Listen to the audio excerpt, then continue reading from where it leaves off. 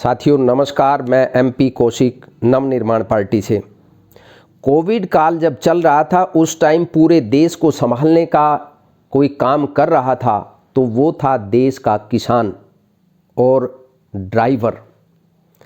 Truck ड्राइवरों ने देश के लोगों की जो सेवा की है उसे भुलाया नहीं जा सकता और आज भी ट्रकों के माध्यम से जो ज़रूरी चीज़ें हैं, चाहे वो दवाई हो, चाहे वो खाने पीने का सामान हो, चाहे फ्रूट हो, वो ट्रकों के माध्यम से ही हम तक पहुंचता है।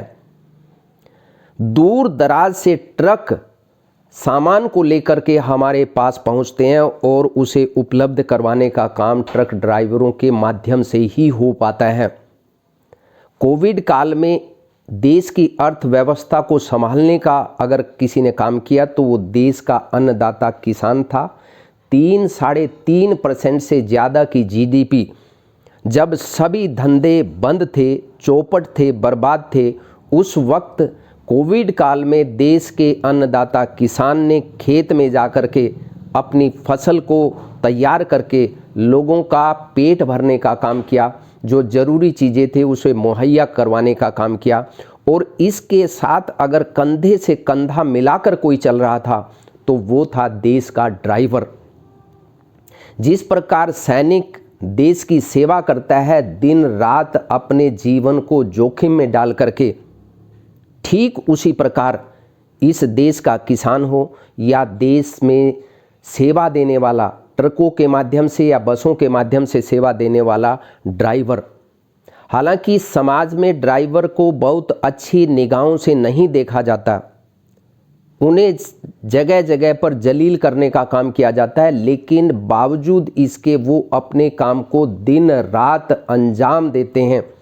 टनों टन सामान लाद करके हजारों किलोमीटर की यात्रा तय करते हुए ज़रूरी सामान हम तक पहुंचाने का काम अगर कोई करता है तो वो ड्राइवर है। चाहे प्रधानमंत्री कहीं जा रहे हों, चाहे मंत्री, मुख्यमंत्री, MP, MLA, IAS officers, IPS या कोई भी व्यक्ति कहीं एक दूसरे स्थान पर जाता है, बिना ड्राइवर के सहयोग के वो जा नहीं सकता। अगर आप ड्राइवर को साथ नहीं लेकर के जा रहे हैं तो आप खुद ड्राइविंग करेंगे, इसका मतलब ये हुआ कि आप भी ड्राइवर हैं। केवल मामला ट्रक ड्राइवरों का नहीं है, केवल मामला बस ड्राइवरों तक ही सीमित नहीं है।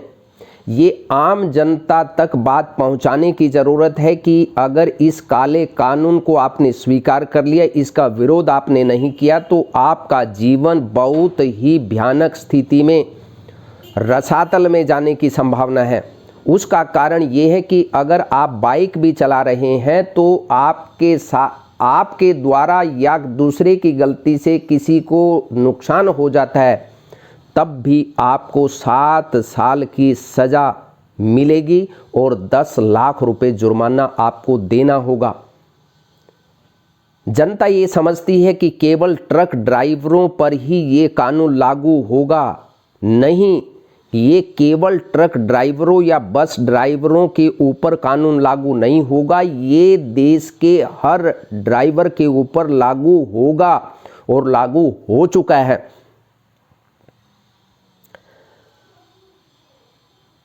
ड्राइवर कौन है? ड्राइवर एक गरीब परिवार का बच्चा ही ड्राइवर बनता है। अमीर परिवार का कोई भी बच्चा या किसी भी माँ बाप का ये सपना नहीं होता है कि वो अपने बच्चे को ड्राइवर बनाए। या आप एक भी उदाहरण पूरे देश में दिखा दीजिए, किसी मंत्री का बेटा ड्राइवर हो, किसी अफसर का बेटा ड्राइवर हो, या किसी बड़े उद्योगपति का ड्राइवर बेटा ड्राइविंग कर रहा हो, किसी के यहाँ नौकरी करता हो, करोड़ों रुपए की कार चला करके ड्राइविंग करते हुए तो आपने अमीरजादे बहुत देखे होंगे और आप देखते रहेंगे। लेकिन देश की सेवा और समाज की सेवा करने का काम अगर कोई करता है तो वो ट्रक ड्राइवर है। लोगों को अपने गंतव्य तक पहुंचाने का काम अगर कोई करता है तो वो बस ड्राइवर है। इनकी पगार 10,000, 15,000, ज़्यादा से ज़्यादा 20,000 से ज़्यादा इनकी पगार हो नहीं सकती और बहुत से ड्राइवरों की पगार तो 5, 6, 10,000 से ज़्यादा है ही नहीं। और इतने महंगाई के दौर में इतनी पगार पाकर के अपने परिवार को चलाना ये किसी भी भयानक स्थिति को पार करने के बराबर है। आज इतनी महंगाई है कि 5-7 हज़ार में आप परिवार चलाएं, ये सोचना भी रोंगटे खड़े करने के बराबर है। लेकिन ड्राइवर अपने परिवार को छोड़ करके दूर दराज इलाके में कई कई दिनों तक अपने बच्चों को छोड़कर जाते हैं। लेकिन मोदी सरकार ने इस काले कानून के माध्यम से उनको बर्बाद करने का जो तरीका अख्तियार किया, जो कानून लागू करने का, लादने का काम किया, वो किसी भी तरीके से उसको स्वीकार नहीं किया जा सकता। कोई भी ड्राइवर, जैसे प्रधानमंत्री जी ने भी ये कहा था कि मेरी कार के नीचे अगर कुत्ता भी मरता है तब भी मुझे बुरा लगता है। ड्राइवर भी तो इंसान है, ड्राइवर कोई जल्लाद नहीं है, ड्राइवर कोई अपराधी प्रवृत्ति के नहीं है। ड्राइवर भी नहीं चाहते कि उनकी गाड़ी के नीचे एक चींटी तक मरे, उनको उसका दोष लगे। लेकिन जब हैवी ट्रैफिक के माध्यम से या टनों टन लोड लेकर के जाते हैं, और बहुत से हादसे ऐसे होते हैं दूसरे की गलती की वजह से, छोटे वाहन की लापरवाही की वजह से, लेकिन उसका खामियाजा ट्रक ड्राइवरों को और बस ड्राइवरों को भुगतना होगा। अब 7 लाख रुपए जुर्माना और 10 साल की सज़ा का जो प्रावधान मोदी सरकार ने रख दिया, अमित शाह ने रख दिया है, वो पास करा दिया इस कानून को। हम जानना चाहते हैं कि इंश्योरेंस कंपनी किस लिए है? क्या आप सीधे तौर पर इंश्योरेंस कंपनी को बेनिफिट देना चाहते हैं? ये तो पहले भी था कि अगर आपका इंश्योरेंस है, गाड़ी का फुल इंश्योरेंस है, तो अगर कोई भी हादसा होता है और वो मुआवजा अगर देने की बात आएगी तो इंश्योरेंस कंपनी उस मुआवजे को पे करती है। और आज भी यही कानून लागू है कि अगर हादसा होता है और आपकी गाड़ी का इंश्योरेंस है तो इंश्योरेंस कंपनी पे करेगी। तब फिर ड्राइवर के ऊपर, गरीब ड्राइवरों के ऊपर इस प्रकार का बोझ लादने का क्या षड्यंत्र आपके दिमाग में चला, ये पूरे देश की जनता जान चुकी है। जिस प्रकार किसानों के काले कानून को लागू करके किसानों को बर्बाद करने का जो तरीका आपने अख्तियार किया था, लेकिन किसान भाइयों को हम दिल से धन्यवाद करते हैं कि उनके हौसले की वजह से, उनकी एकजुटता की वजह से किसानों का काला कानून माफ़ी के साथ वापस लिया गया और कई सौ किसानों ने अपनी शहादत दी। और देश के प्रधानमंत्री ने तो यहाँ तक कह दिया था कि ये जो किसान मर रहे हैं, क्या ये मेरे लिए मर रहे हैं? ये केवल अपना बेनिफिट देखते हैं, लेकिन निश्चित तौर पर जो काला कानून ड्राइवरों को बर्बाद करने के लिए लाया गया है, इससे मोदी सरकार की चूलें हिल जाएंगी, ये मेरी गारंटी है। क्योंकि ड्राइवर तो केवल ट्रक ड्राइवर या बस ड्राइवर नहीं होता। अगर आप बाइक चला रहे हैं, आप ट्रैक्टर चला रहे हैं, आप कार चला रहे हैं, जीप चला रहे हैं, आप ड्राइवर हैं।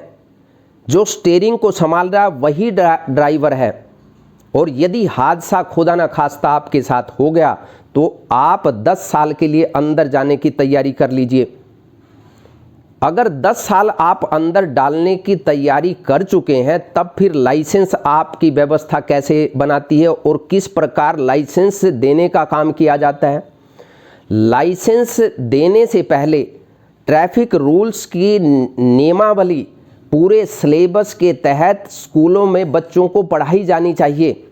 उनको ये ट्रेनिंग दी जानी चाहिए कि हम जब किसी भी ट्रैफिक को चलाते हैं, किसी भी वाहन को हम चलाते हैं, तो हमारे सामने ये नियम होते हैं, हमें इन नियमों को पालन करना चाहिए, इन नियमों की पालना करनी चाहिए।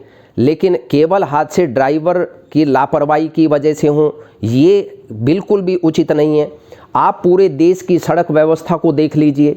सड़क बनेगी नहीं कि उससे पहले उसमें गड्ढे हो जाएंगे, और देश की या प्रदेश की या किसी गांव, कस्बे, शहर की सड़क का मुआयना आप करेंगे तो वहाँ इतने गड्ढे हैं कि ड्राइवर ना चाहते हुए भी हादसे का शिकार हो जाता है या किसी के साथ गंभीर हादसा हो जाता है।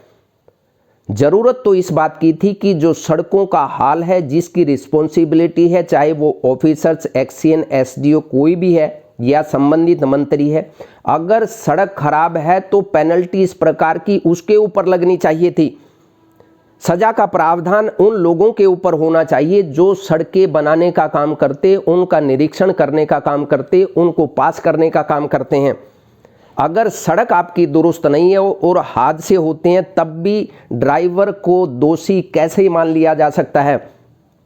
क्योंकि इसमें सरासर सरकार की लापरवाही होती है, उस इलाके या उस प्रशासन की लापरवाही होती है। सड़कों के जो हालात आज पूरे देश के अंदर है वो पूरी दुनिया में बद से बदतर है।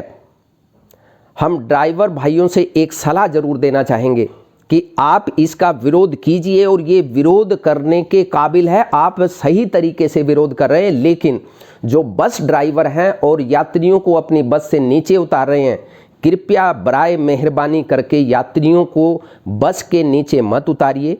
आप अपनी बात को सभी यात्रियों को गंतव्य तक पहुंचाते हुए अपनी बात को रखिए। उनको बताइए कि हमारे साथ ये हुआ है और जितने भी यात्री बस में बैठे हुए हैं, क्या आप भी ड्राइवर नहीं हैं? अगर आपके साथ ऐसा हादसा होता है तो निश्चित तौर पर ये कानून आपके ऊपर भी लागू होगा। इससे पूरी जनता, पूरा देश आपके साथ खड़ा हो जाएगा। नवनिर्माण पार्टी ड्राइवरों के इस मुहिम में साथ खड़ी है। नवनिर्माण पार्टी सरकार से अपील करती है इस काले कानून को बिना किसी देरी के वापस करने का काम करे, क्योंकि ड्राइवर इस देश की रीढ़ की हड्डी है। ड्राइवर इस देश की अर्थव्यवस्था को चलाने का सबसे ज़रूरी टूल है। ड्राइवरों के बगैर आप किसी को दवाई नहीं दे सकते, ड्राइवरों के बगैर आप खाना पीना नहीं कर सकते, ड्राइवरों के बगैर आप फ्रूट नहीं खा सकते। जो ज़रूरी जीवन के लिए चीज़ें हैं, बिना ड्राइवरों के सहयोग के आप नहीं कर सकते हैं। और अगर सभी ड्राइवर अपना स्टीयरिंग छोड़ करके घर बैठ गए तो क्या मोदी जी और योगी जी या अमित शाह ये इन गाड़ियों को चलाने का काम करेंगे? आपके पास क्या व्यवस्था है कि अगर ड्राइवरों ने अपना स्टीयरिंग छोड़ दिया तो आप क्या करेंगे? इसलिए मेरी सरकार से अपील है कि बिना किसी देरी के, और इंश्योरेंस कंपनी को डायरेक्ट तरीके से लाभ पहुंचाने के बजाय ड्राइवरों को लाभ कैसे पहुंचे इसकी व्यवस्था कीजिए। ड्राइवरों की क्या पेंशन है, ड्राइवरों की क्या हेल्थ इंश्योरेंस है, ड्राइवरों को क्या अन्य सुविधाएं हैं? और अगर हादसे में ड्राइवर की मौत हो जाती है, क्या 10 लाख रुपए आप ड्राइवर के खाते में डालने का काम करेंगे? क्या इसमें ऐसा प्रावधान आपने डाला हुआ है? यानी ड्राइवर को मारने का पूरा बंदोबस्त आपने कर दिया, लेकिन ड्राइवर और उसके परिवार की सुरक्षा के लिए आप मौन क्यों हैं? नवनिर्माण पार्टी ड्राइवरों के हित के लिए साथ खड़ी है और इस काले कानून को जल्द से जल्द वापस करने का काम मोदी सरकार करे, ऐसी अपील करते हैं। हम आपके मंगलमय जीवन की कामना करते हैं और कामना इस बात की करते हैं कि सरकार को सद्बुद्धि आए और इस काले कानून को वापस करने का काम करे।